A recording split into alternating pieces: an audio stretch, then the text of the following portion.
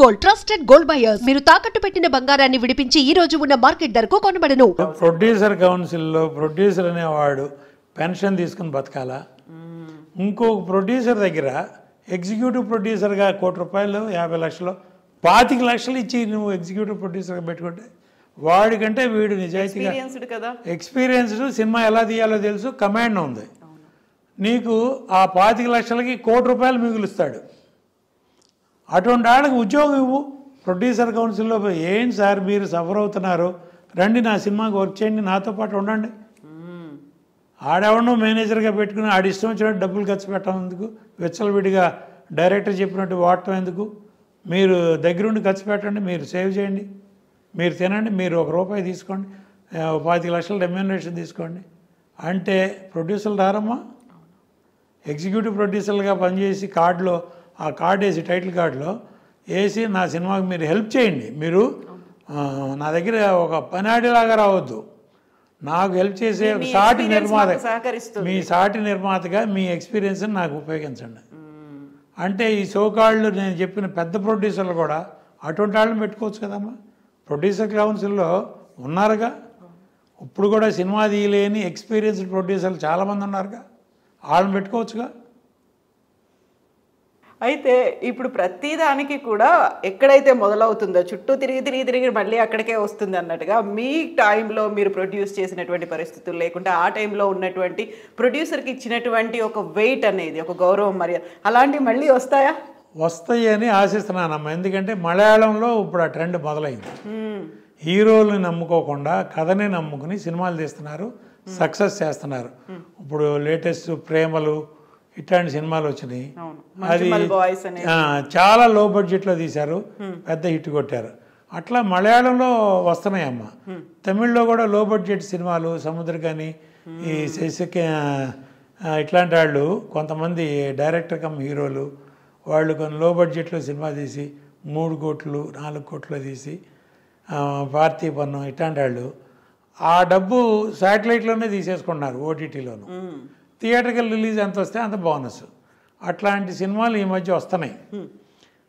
నా పోటాళ్ళు కూడా కథ నేను చెప్పానమ్మా. ఇప్పుడు పెద్ద పెద్ద ప్రొడ్యూసర్లు అందరూ ఆ వాళ్ళు లొకేషన్కి వెళ్ళరమ్మా.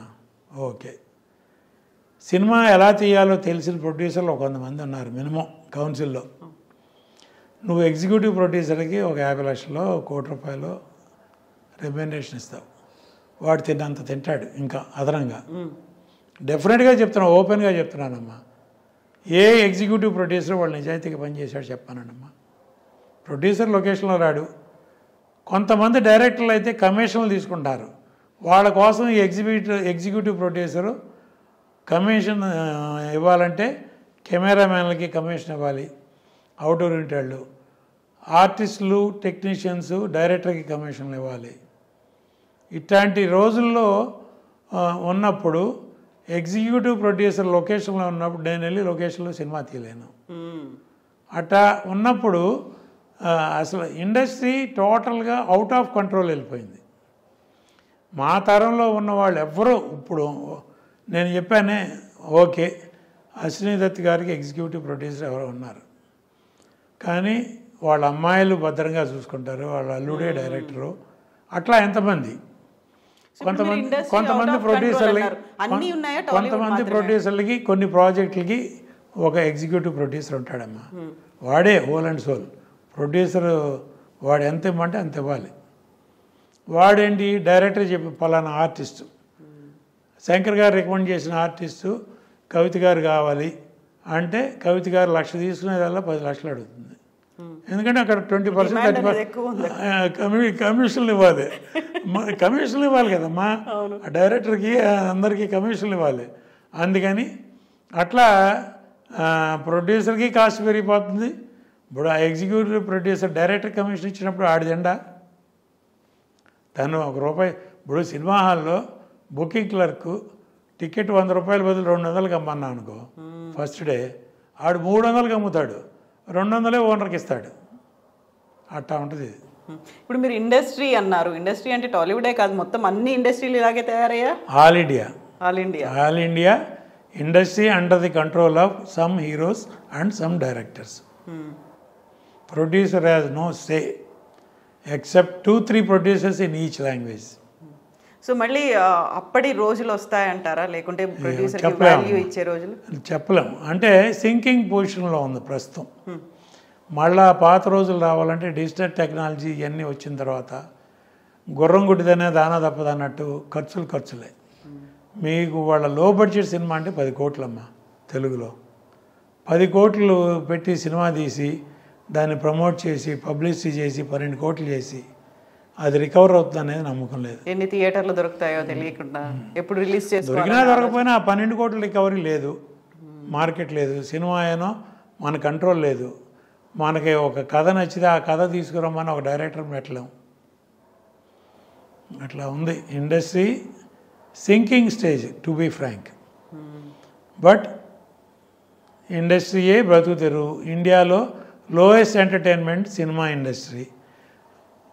ఒక 1000 రూపాయలతో ఈ రోజులు కాస్ట్ ఆఫ్ ప్రొడక్షన్లో ఒక ఫ్యామిలీ వెళ్ళి సినిమా చూసి రావాలంటే 1000 రూపాయల్లో హ్యాపీగా సినిమా ఇండస్ట్రీయే.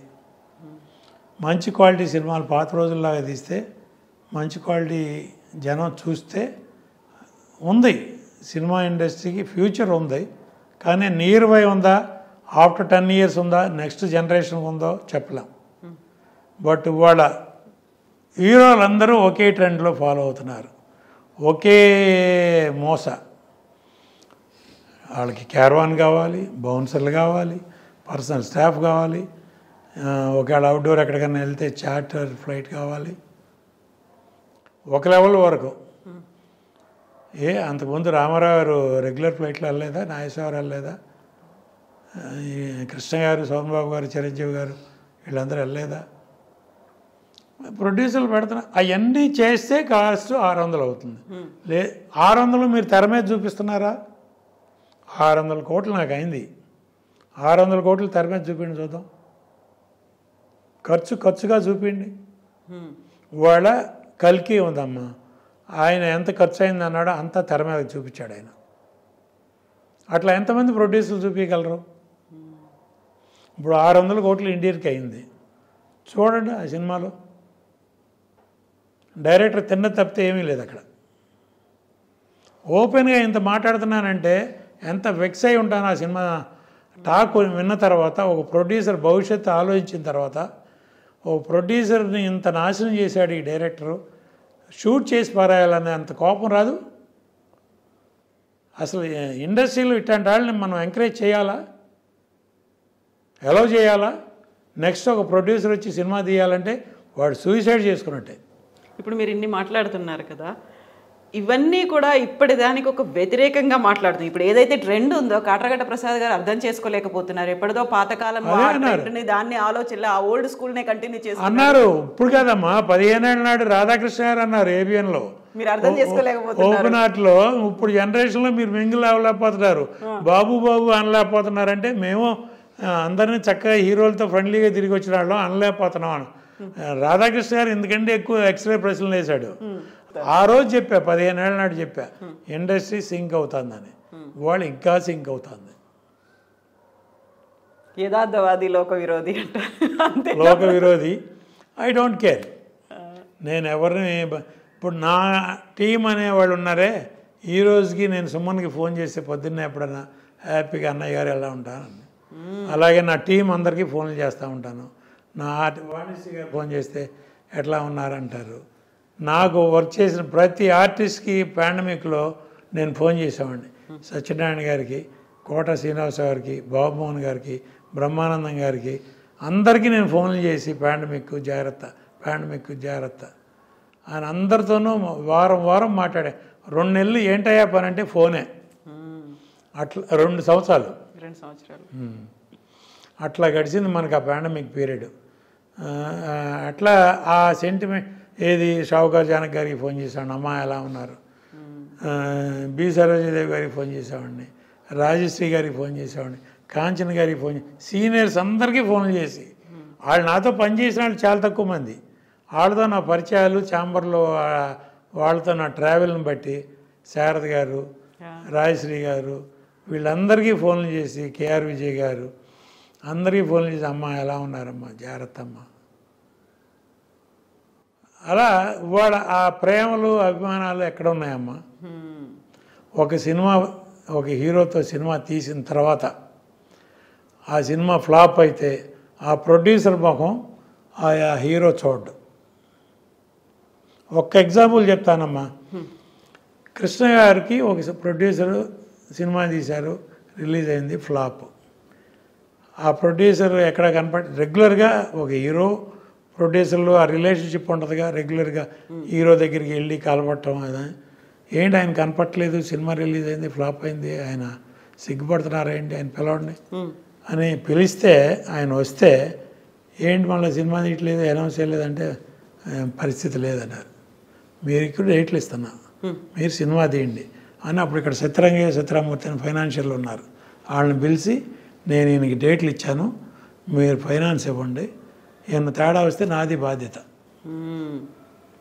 అన్న కృష్ణ గారు.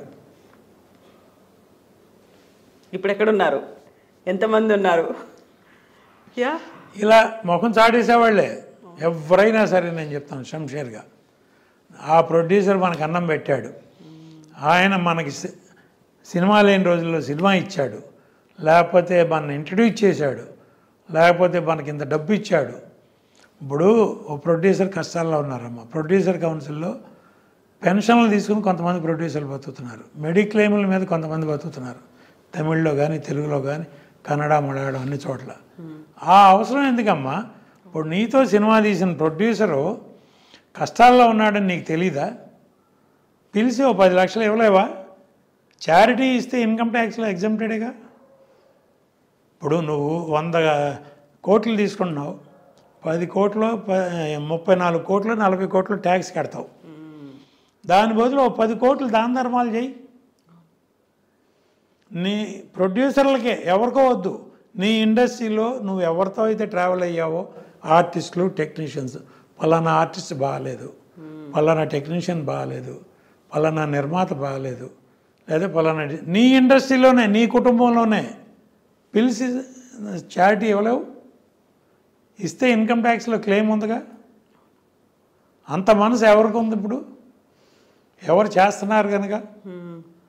ఇప్పుడు ఈ సోకాళ్ళు రెమ్యూనరేషన్లు పెంచుకోవటం వెళ్ళటం అనేది మన అహం మనం చూపించటం.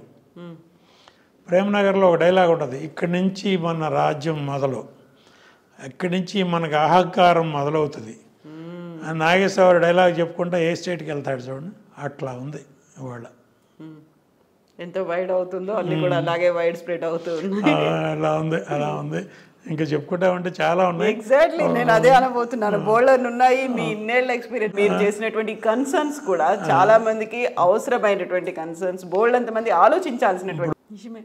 సో బోల్డ్ అన్ని క్వశ్చన్స్ ఉన్నాయి, నిజంగానే సమస్యలు ఎన్ని ఉన్నాయో క్వశ్చన్స్ ఇవన్నీ ఉన్నాయి. కాబట్టి thank you so much Prasad గారు. నిజంగానే ఇవన్నీ బిట్లుగా ఆయన అందరికీ చేరాల్సినటువంటి అవసరం.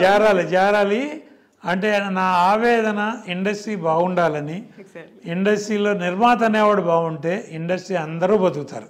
హీరో కూడా నిర్మాత దగ్గర జీతం తీసుకునేవాడే, ఎంత కమాండ్లో ఉన్నాడైనా సరే అల్టిమేట్గా జీతం తీసుకునేవాడే. డైరెక్టర్ అయినా, హీరో అయినా, టెక్నీషియన్ అయినా, ఏ ఆర్టిస్ట్ అయినా నిర్మాత బాస్. ఆ రోజుల్లో రామారావు గారు యజమాని రెండు అనేవారు. అశ్విని దత్ గారు సినిమా తీసే రోజుల్లో అశ్విని దత్ గారు సెట్లోకి వస్తుంటే రామారావు గారు నిలబడి రండి యజమాని అని శివాజీ గణేశన్, ఎంజీఆర్, ఎన్టీ రామారావు గారు వీళ్ళందరినీ చూసిన కళ్ళు నాయి. వాళ్ళ హీరోలు అసలు అలా నుంచోవాలి, హీరో వస్తుంటే ప్రొడ్యూసర్ నిలబడాలి. జరుగుతుంది అది, నా కళ్ళారా చూసా. ఈ తమిళ్లో చూసా, కన్నడలో చూసా, తెలుగులో చూసా. హీరో అనేవాడు ఏడో అతని పేరు మీద మనం బిజినెస్ చేసుకున్నామని ఫీల్ అయ్యేవాడు. మనం డబ్బు పెట్టి అతను పోషిస్తున్నాం అనుకోవట్లా, అతని పేరు మీద మనం వ్యాపారం చేసుకున్నాం అనుకుంటున్నాడు. అట్లా ఉంది.